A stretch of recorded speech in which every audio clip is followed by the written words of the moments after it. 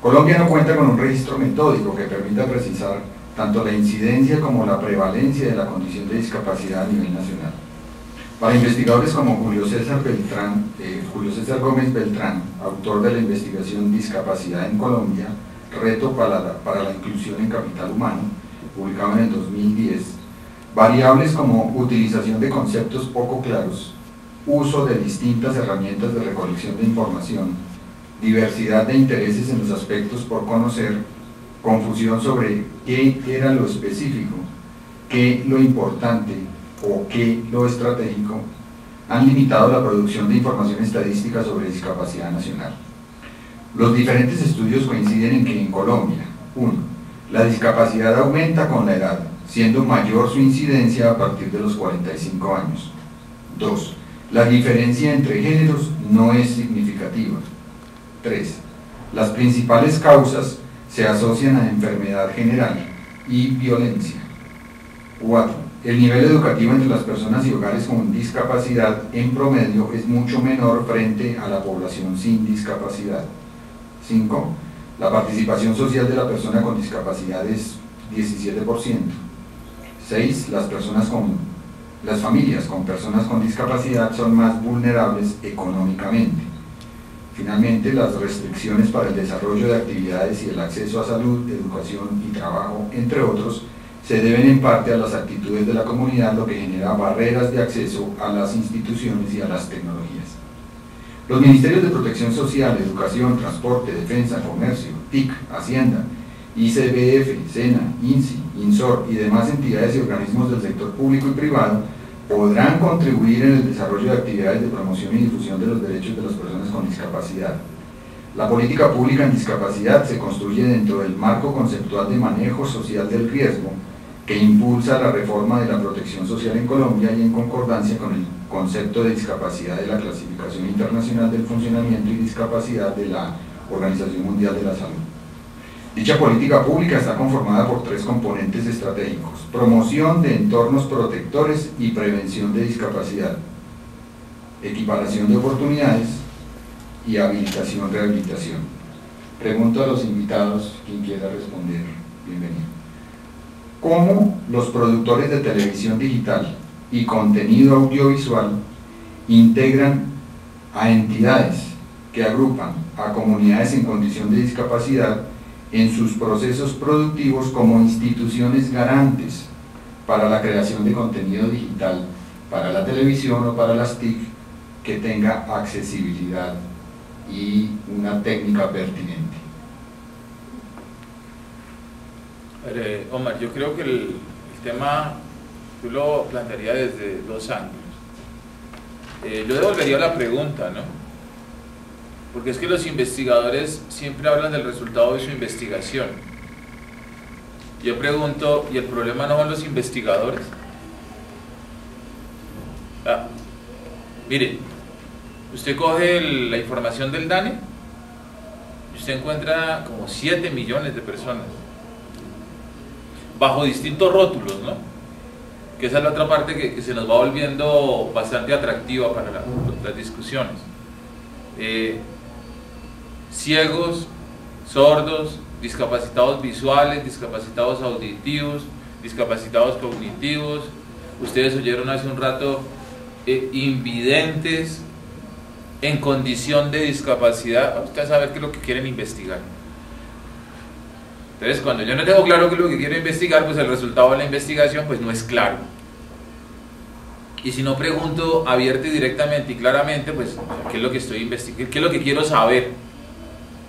Ahí tiene usted otro problema para plantearle a quién investiga, qué es lo que quiere saber, cuál es su intención final. Frente al tema de producción de contenidos, mire, el tema tiene que ver y pasa precisamente con los grados de especialización. Hace muchos años yo repito una frase y es muy sencilla: nadie aprende a nadar comiendo pescado. Nadie. Ya, si vamos a trabajar en tema de contenidos, tenemos que especializar la gente en contenidos. En contenidos. No porque una persona no vea o tenga una baja visión o no oiga, es un experto en contenidos. Que puede llegar a ser un interlocutor interesante para el equipo que diseña el producto y para el realizador y para quien hace la postproducción, de acuerdo. De acuerdo. Aquí necesitamos es tener completamente claro que si yo voy a hablar de productos accesibles, yo tengo que tener claro es quién va a trabajar en qué. Porque mire qué es lo que pasa con los famosos comités y consejos de discapacidad. Qué pena con los que son representantes o voceros o tienen una fe enorme en esos procesos. Pero es que se encargan de tantas cosas, hacen tanto, que sus resultados son invisibles. O sea, el ordenamiento político, la participación política, el impacto, el lobby, la incidencia política es una realidad. Y eso se mide en productos como leyes, resoluciones, decretos, normas. Pero el trabajo de orden técnico, especializado,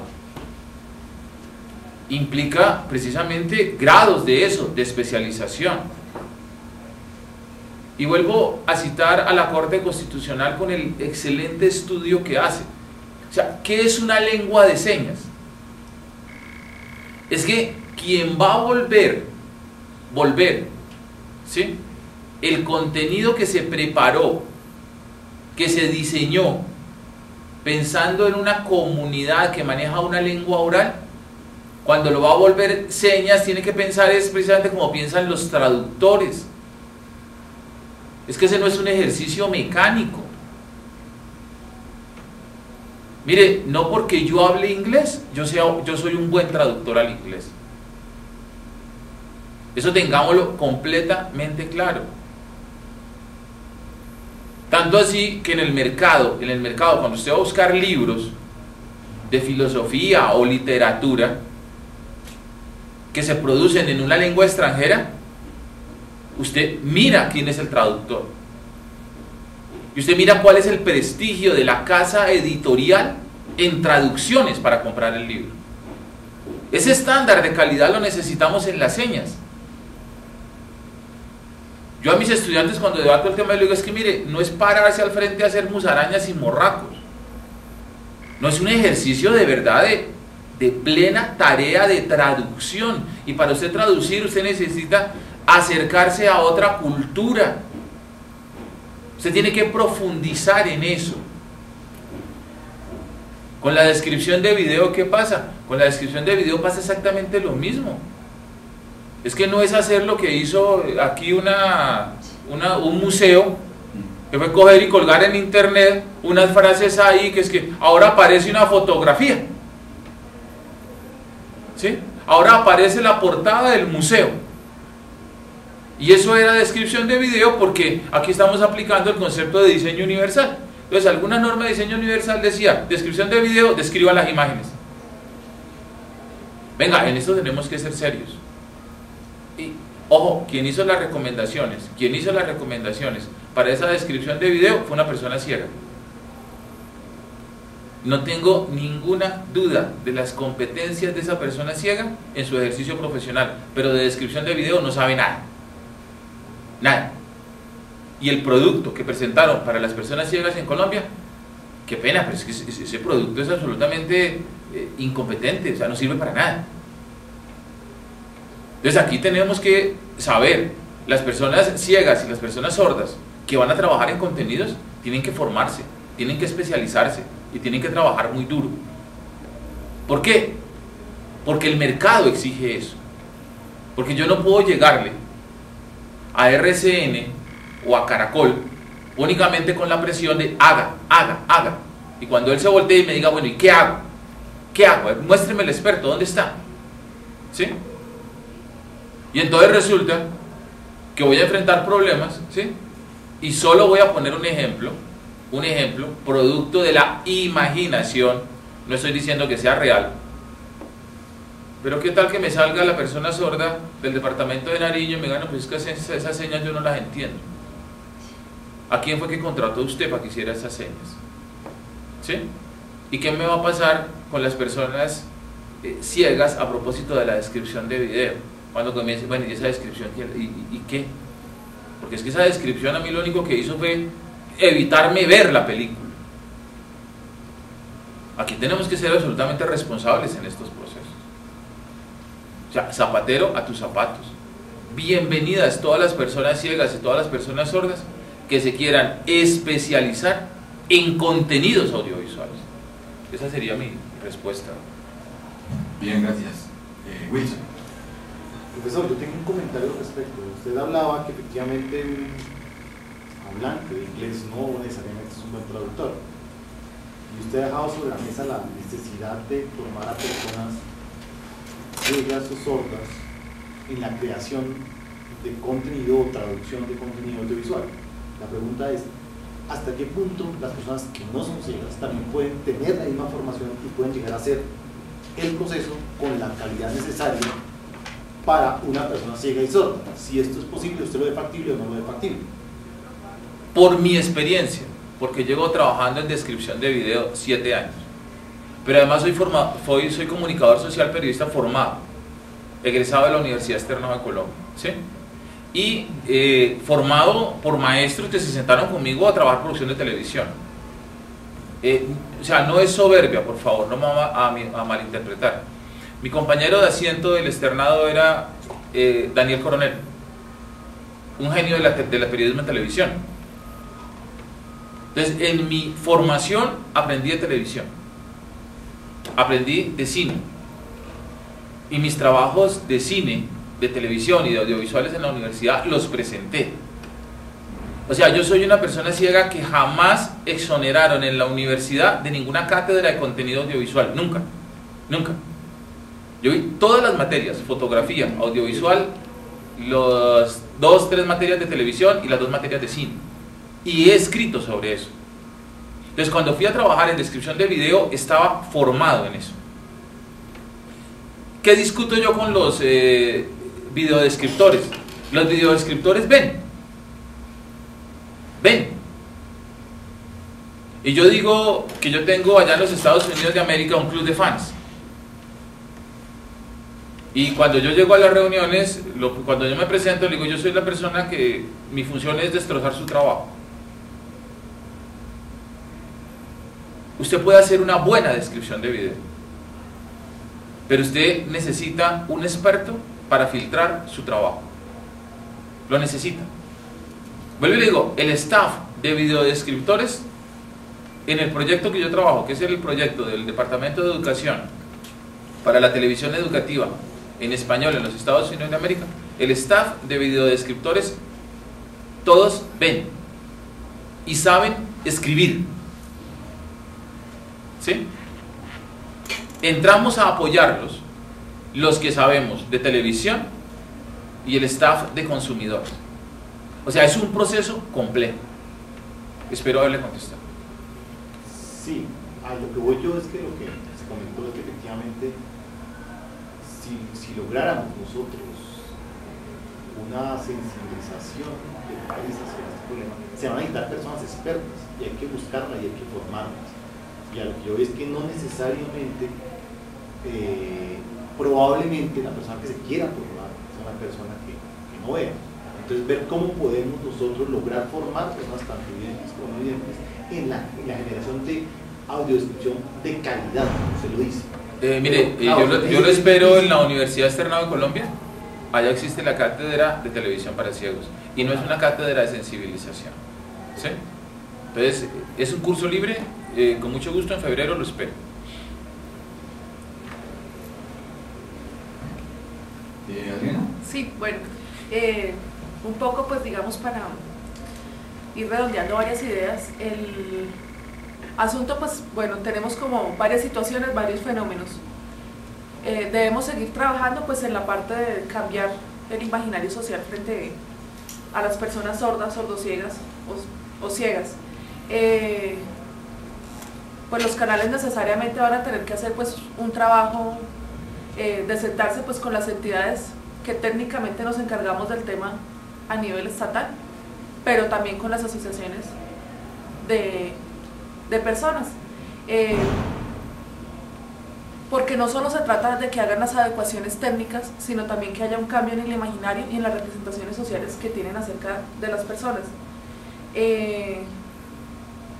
Para pues citar varios ejemplos, todo el tiempo se habla de lenguaje de señas, lenguaje de señas, lenguaje de señas. El término correcto es lengua de señas. Lenguaje es la capacidad que tenemos todos como seres humanos para comunicarnos.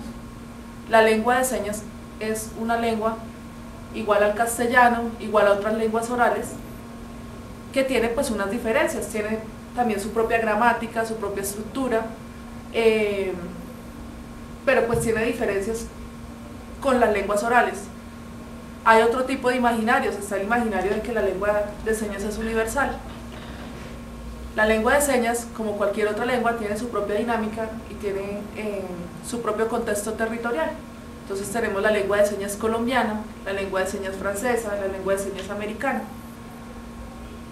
Hay intentos, digamos, por establecer una lengua de señas pues de tipo universal, pero digamos es para garantizar una comunicación básica, muy básica, entre las personas sordas, pero la lengua de señas no es universal. Nosotros tenemos nuestra lengua de señas colombianas. Así como el castellano en Colombia pues tiene, digamos, unas diferencias regionales, la lengua de señas pues también tiene las mismas particularidades. Tenemos, digamos, unas señas para designar algunas cosas en lo que es la zona norte del país, otra connotación en el centro, en el interior del país, pero pues digamos básicamente es por la misma dinámica pues que tiene la lengua de señas. Pues como comentaban ahorita, sí, digamos pues todo este proceso se va a revertir otra vez hacia nosotros, va a haber una gran demanda de intérpretes. Hay una diferencia abismal entre la persona que es usuaria de lengua de señas y la persona que es intérprete de lengua de señas, como se comentaba ahorita. El hecho de que yo sea usuaria del inglés no significa que yo pueda hacer una traducción en inglés. Pasa exactamente lo mismo con la lengua de señas. Eso también pues va a llamar la atención de las posibles contrataciones que vaya a haber pues por parte de los canales de televisión, de que no pueden contratar cualquier intérprete, ni cualquiera persona que sepa lengua de señas. Hay unas particularidades que debe cumplir esa persona, hay un protocolo para prestar el servicio en televisión y pues la profesión de ser intérprete es un proceso en continua cualificación. Entonces pues por un lado está ese trabajo, no es solo el trabajo de la parte de hacer las adecuaciones técnicas, sino es también el trabajo de hacer todo ese cambio en el imaginario y ese cambio en las representaciones sociales acerca de las personas. También hay otro asunto de autorreconocimiento. La comunidad sorda, una parte de la comunidad sorda pues se consideran como una comunidad lingüística minoritaria y pues hacen toda su reivindicación de derechos a partir de eso. Es un enfoque visto desde la capacidad de que son una comunidad lingüística y que tienen el mismo reconocimiento, que merecen el mismo reconocimiento que tienen las decenas de lenguas autóctonas que hay pues en nuestro país. Volvemos a lo mismo, la lengua de señas pues tiene unas diferencias por el asunto de que es una lengua visogestual y el castellano pues que es una lengua oral. Pero entonces pues con todo este proceso se van a abrir pues muchos debates. El asunto pues de los canales de televisión necesariamente va a tener que entrar a interlocutar con las asociaciones, con las entidades pues que se encargan técnicamente de la población y pues trabajar duramente en todas pues lo que va a ser las adecuaciones para poder pues responder a toda esta dinámica y pues en otra medida pues técnicamente sí hay personas digamos que trabajan, que han empezado pues ese trabajo de cualificarse pues para prestar este tipo de servicios en tecnología accesible, pero pues pues no contamos pues con mucha experiencia en el tema. Hasta ahora las personas sordas se están formando para poder pues atender esta demanda.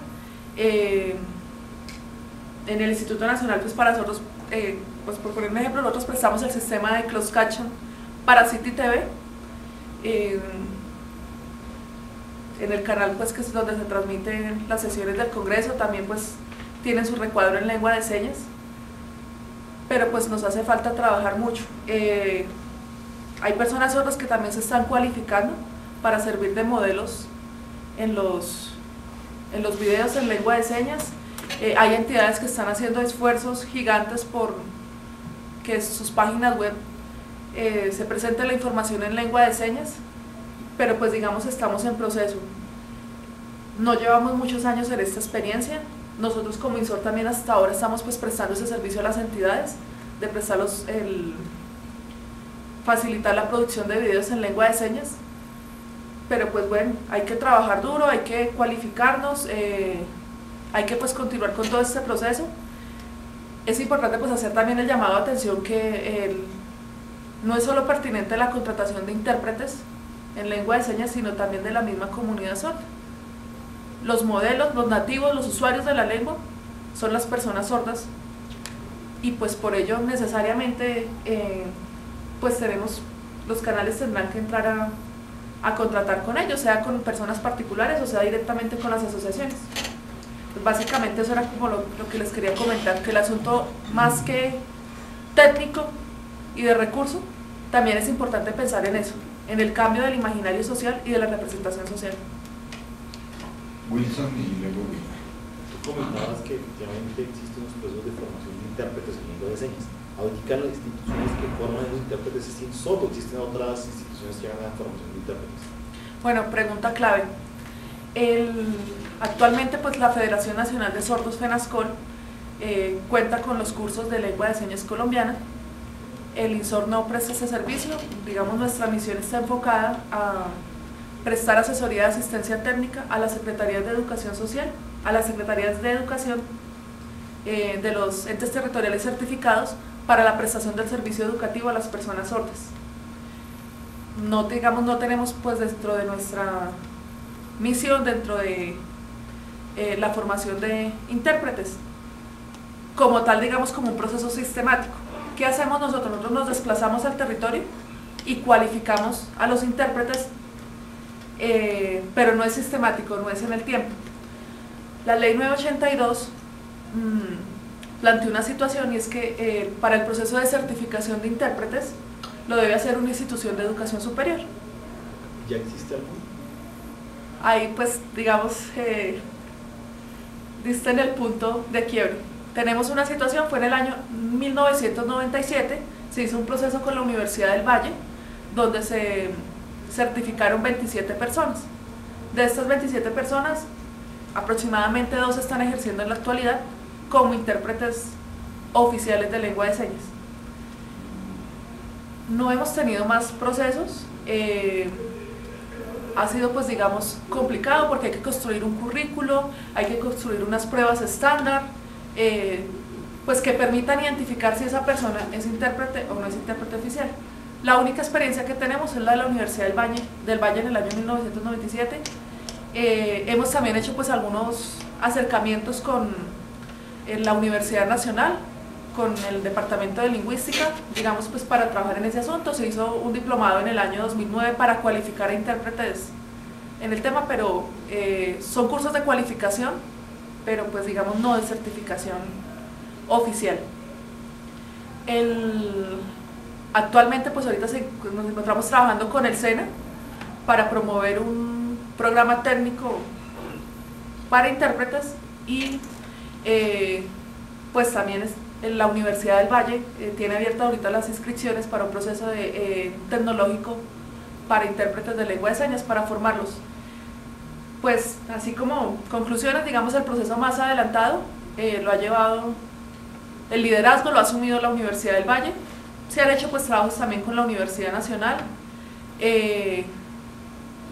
pero pues digamos, pues aún es un trabajo bastante arduo por realizar, El único proceso pues la única experiencia que tenemos es la del año 97. También pues hay una particularidad, las personas intérpretes, digamos, ejercen su profesión durante un tiempo, necesariamente pues por la misma pues, lógica de su proyecto de vida y eso, salen a dedicarse pues a la profesión que tienen o a dedicarse a otras actividades, pues digamos más o menos duran un tiempo pues ejerciendo como intérpretes y salen, llegan otras nuevas personas, empiezan el proceso de formación. El proceso de formación tiene las mismas pues particularidades que cuando uno está aprendiendo otra lengua.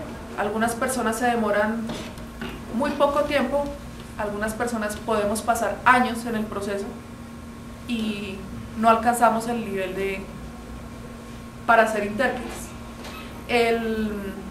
Como les comentaba, pues el llamado de atención para nosotros como INSOR y para pues, las universidades, para FENASCOL, pues es un jalón de orejas a que todo este proceso pues va a demandar intérpretes que no tenemos o personas que son usuarias de lengua de señas pero que no están formados como intérpretes. Entonces pues es como el gran interrogante pues que da para otro foro de debate, la formación de intérpretes. No solo es un interrogante, sino que se deja la puerta abierta para que estas instituciones académicas, ya por lo menos la red Melissa, que agrupa a 7 países de Iberoamérica, recuerden que la red está coordinada por la Universidad Carlos III de España y ellos tienen alianzas con el Centro de, a ver si recuerdo la sigla, el Centro de Traducción y Subtitulación en Lengua Accesible, CEISA, creo que es, donde da apoyo no solo técnico, sino también hay unos cursos de maestría, me parece, en el tema de traducción y lenguaje de señas. Así que una de las preguntas es eso, que vendría, pero estaba mirando que de pronto ya no la hago, es si existen acuerdos entre productores, gobierno, instituciones que tienen que ver y comunidades organizadas. Sí han habido, sí pero no, es como todo el panorama agridulce que hay en Colombia y pues esto es, digamos que la puerta de entrada para que se fortalezcan o se generen unas nuevas. Wilmer, se inicia una pregunta. Muchas gracias. Para cerrar un poco la idea, se me olvidaba pues también recalcar que en este proceso de formación, los cursos que ofrece la Federación Nacional de Sordos, FENASCOL, y las asociaciones de sordos en el país han sido claves y contundentes. Nosotros como INSOR pues operamos a nivel nacional, pero pues nuestra sede está en Bogotá. Si no fuera porque la misma comunidad, digamos, se ha encargado de formar estas personas usuarias de lengua de señas o estos intérpretes, el panorama pues sería desolador. El trabajo que ha hecho FENASCOL pues ha sido impresionante. Es más, nosotros como INSOR, la ley 982 pues nos exigía que tenemos que llevar un registro de las personas habilitadas para prestar el servicio en el país. Nos tocó establecer la figura de un permiso temporal junto al Ministerio de Educación. Este permiso temporal se expide para personas que puedan ejercer su labor de intérpretes en el contexto educativo, pero no es una certificación oficial, es un permiso temporal para que ejerzan por un tiempo o permanentemente. Como digamos no tenemos pues que nos certifique que esa persona es la idónea, pues se opta por pedir unos requisitos. Entre los requisitos que se pide está que haya pues hecho los cursos de FENASCOL, que haya completado su formación en FENASCOL, y si no es así pues porque se encuentra fuera del distrito capital, que la asociación de intérpretes digamos nos dé el aval de que esa persona es idónea para la prestación del servicio y de que esa persona cumple digamos con unos estándares mínimos para garantizar la prestación del servicio. Pero entonces volvemos a la situación, también es un asunto de posicionamiento político de la sociedad civil. Sin las asociaciones de sordos, sin la federación, este proceso pues sería imposible. Entonces pues debemos pues propiciar como esos espacios de encuentro para sentarnos a dialogar sobre el tema y pues poner tanto la problemática como las soluciones y pues a qué nos comprometemos nosotros de acá al 2017, que es más o menos el plazo que nos dio la comisión para pues sentarnos a pensar en el asunto. Bueno, pues muchas gracias. De pronto, de acuerdo a la exposición de la doctora Adriana y lo que comentaba el profesor Dean anteriormente, se presentan muchas dificultades, obviamente, que uno a veces pues, no las percibe, pero ya tocando en fondo pues se da cuenta que hay muchas dificultades en cuanto a lo que es la televisión incluyente y accesible, y una de esas tantas dificultades es justamente en la educación y la sensibilización, no solo al interior de todas las organizaciones que manejan personas en condición de discapacidad en general, sino de la población en general. Y el mismo sistema de enseñanza o de aprendizaje que usted lo planteaba en cuanto a la población sorda, que tienen distintos, hay 4 formas distintas o métodos distintos para aprender la lengua de señas. Eso se viene a presentar de cierta forma como un obstáculo para estandarizar un medio de comunicación en la televisión accesible. La televisión colombiana tiene más de 50 años de vida aquí en nuestro país, y mira que lo del closed caption, que es lo que más se ha avanzado ahorita, apareció hace un lustro tal vez, o no sé cuánto, no tiene 10 años creo yo, 10 a lo sumo. Es decir, es un proceso que ha tardado muchísimo para empezar a ser accesible. La idea nuestra y el hecho de aunar esfuerzos de todas estas organizaciones es justamente tener una televisión incluyente y accesible.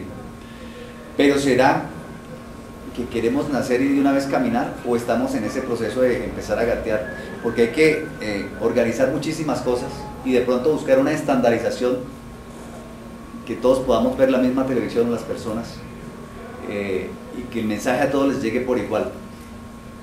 Debemos de pronto enfocarnos ahorita en ese proceso, no solo con la población en condición de discapacidad, sino también sensibilizar a todas las personas del común, en hacer ese proceso educativo, o se puede hacer ese proceso y a la par tratar de una vez de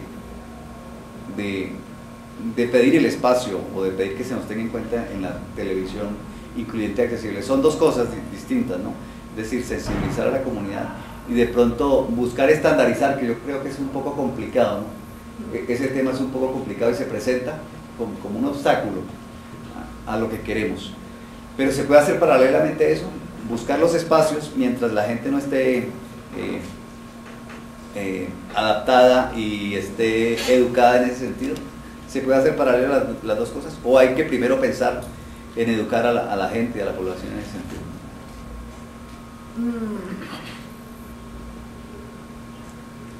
Hay una situación, y es que a pesar, digamos, de que el internet últimamente pues ha, digamos, copado muchos hogares, ha tenido una expansión que no nos imaginamos que fuera a ser tan rápida, la televisión sigue siendo el medio con más accesibilidad que tenemos en el país.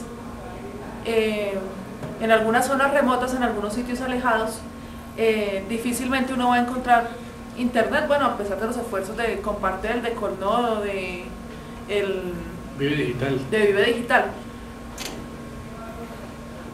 Por más que se ha masificado, no se ha masificado para todos. A diferencia pues de la televisión,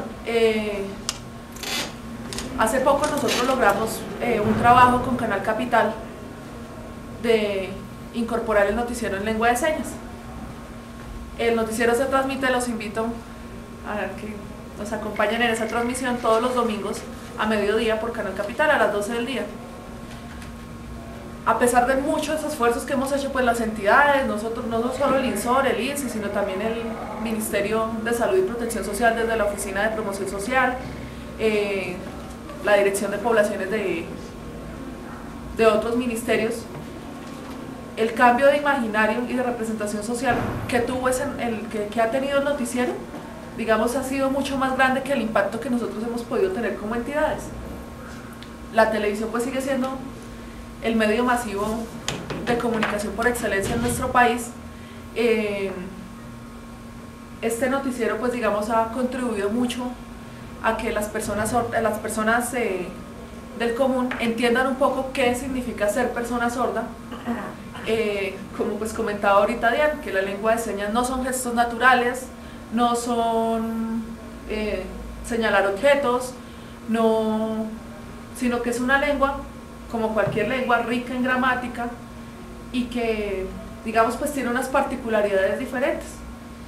El noticiero pues en lengua de señas ha ayudado como mucho a eso, a cambiar ese imaginario, pero yo creo que los dos procesos se pueden hacer conjuntamente y pues implementar todo esto en la televisión va a contribuir que la gente pues del común se abra como que existe una comunidad diferente, que es una comunidad minoritaria, pero pues que es una comunidad que tiene unas particularidades sociolingüísticas que también son una cultura diferente.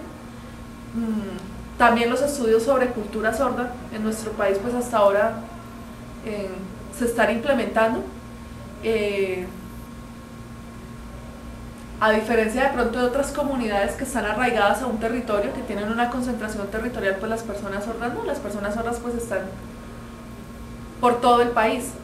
El proceso pues yo considero que se debe llevar a cabo conjuntamente y pues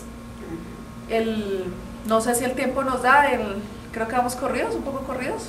Yo les traía pues por si queríamos ver un apartado del noticiero en lengua de señas, pues para que lo conozcan. Sí, creo que vale la pena. Con ese lo cerramos. Quisiera que Marta pues también aproveche la oportunidad.